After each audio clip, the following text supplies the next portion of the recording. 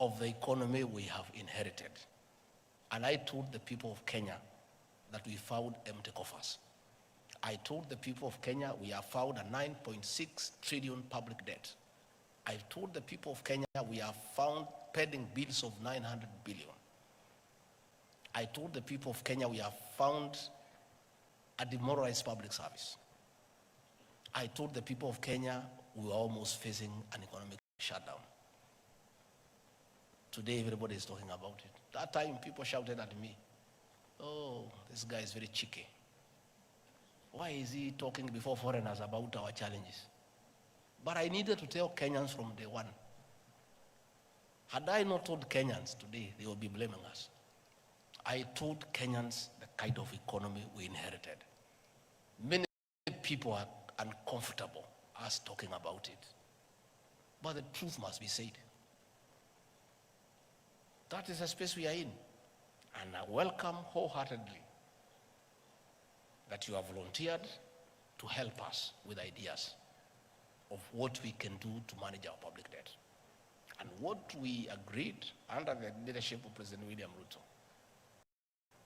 is that we found ourselves in a hole. And what you do if you're an intelligent person, when you find yourself in a hole, you first stop digging and figure out how to get out. And that is exactly what we have done. Tightening revenue collection, sealing leakages, making sure that every cent is collected to pay public debt. All those people who are criticizing President William RUTO, they need to be honest. Are they telling the president and the government not to honor the debts that we found? These are debts for the Republic of Kenya. Although they were not committed by the present administration, they were debts committed by the government of the Republic of Kenya then.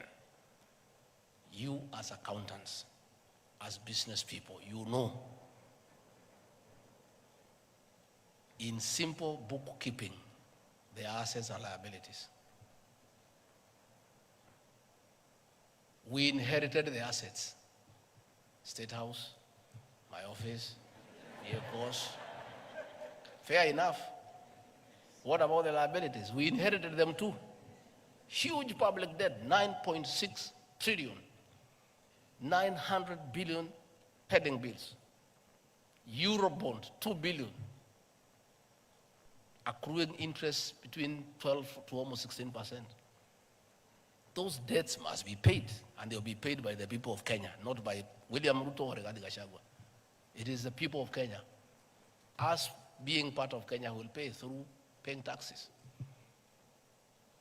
These people shouting left, right, and center telling us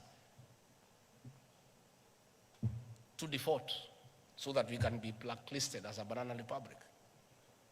Are they telling us not to pay the Eurobond? Are they telling us not to pay what we owe the local banks? We want them to come and tell us. Don't just shout. Offer a solution. These debts are on record. We did not borrow as we were in the forest. William RUTO alikuwa ametengwa nje. He was not attending cabinet. He was not attending the National Security Council. He was not part of committing the country to those debts. But he is the president of the Republic of Kenya. He inherited those debts. He has to figure out how they have to be paid.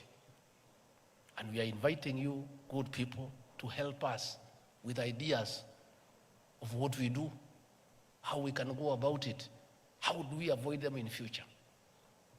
Through continuous engagement, through bilateral and multilateral diplomacy, the president has traveled around the country, the world, engaging multilateral leaders, the IMF, the World Bank, key partners, the United States, the People's Republic of China.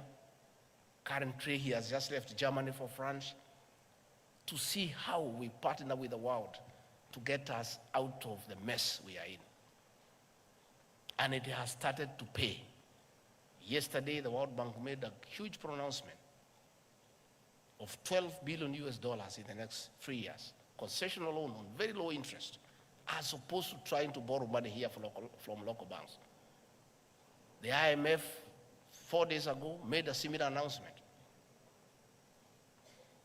of a huge intervention.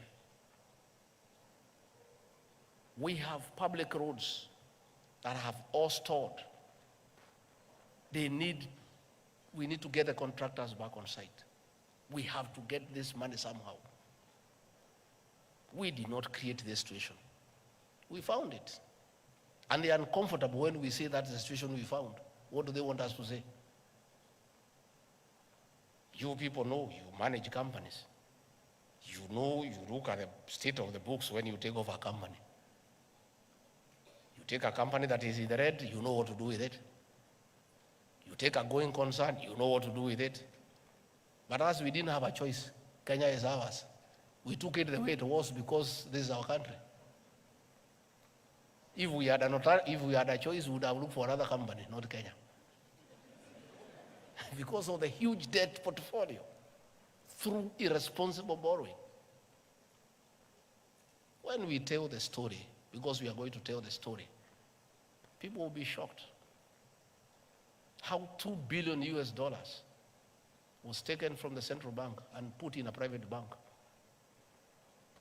that is responsible for the situation we are in, the weakening of the shilling. And people want to sit there, and we know what they did.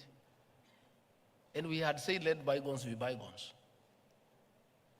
But there's a good discussion. We are going to have a good discussion.